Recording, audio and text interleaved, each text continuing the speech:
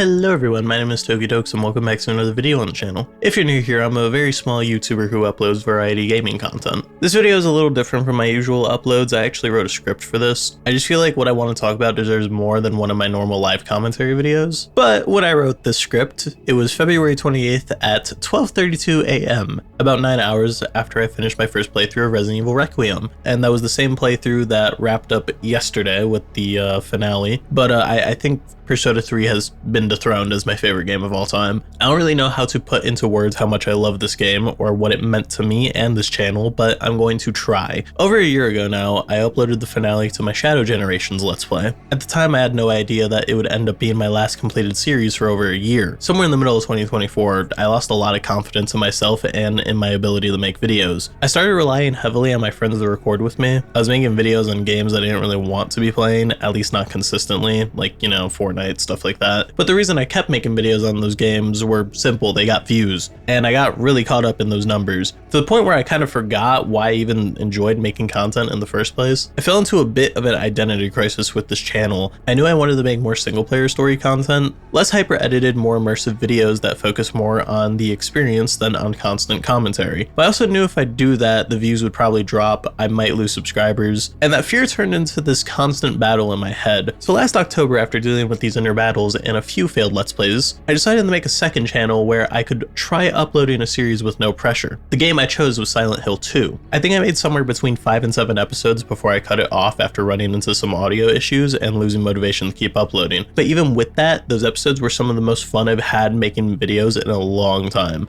And that's when I realized I needed to start making videos for me, not just making what performs well. So I eventually decided that I was going to make Let's Play content regardless of the numbers. The only problem was I didn't know what game would be first. I had a huge backlog of games I wanted to play, but for some reason I just didn't feel excited about any of them. Then in December, I was watching the Game Awards with my friends. I was hoping for a Persona 4 Revival trailer. Yeah, we didn't get one, by the way. Instead, they showed a trailer for Resident Evil Requiem. Up until that point, I honestly wasn't that interested in the game, or even in Resident Evil as a whole. That wasn't until I saw Leon Kennedy get revealed. I don't even know why that moment flipped a switch for me. It's not like I was even the biggest Leon fan. I didn't even love Resident Evil 4 that much, but I just know something about this game just clicked for me. So right then and there, I decided come February 27th, I'd do a Let's Play on the game. And then the day arrived.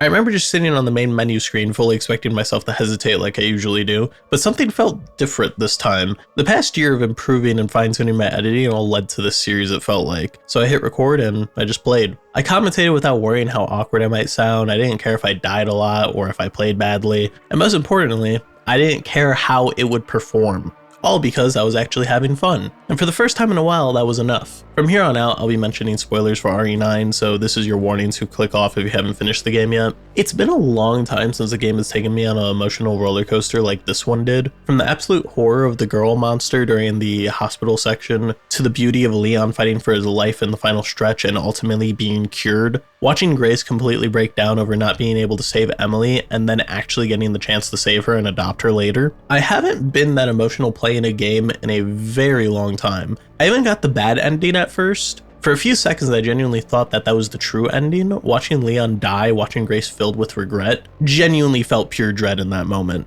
I don't think I've ever been happier to realize I could change an outcome in a game before. The gameplay was an absolutely amazing blend of survival horror with Grace and action horror with Leon. Grace's sections felt closest to something like Silent Hill 2, ammo is scarce, every hallway feels dangerous, and you have to actually think before you move at times. Leon, on the other hand, plays much more like he does in Resident Evil 4, more confident and experienced. And that contrast works so well in this game. You have someone who's seemingly seen it all walking into these situations with confidence and control, and then you have Grace, a shy, slightly awkward girl who has never faced horrors like this before. Watching those two's perspectives play out side by side was such a strong dynamic. But I think something even more important to me than the gameplay or the story is what I take away from experiences like this. The past week, playing the game, talking about it with my friends, watching them experience it too, reminded me that all the emotions from the excitement, the fear, the relief, it makes you really happy to exist.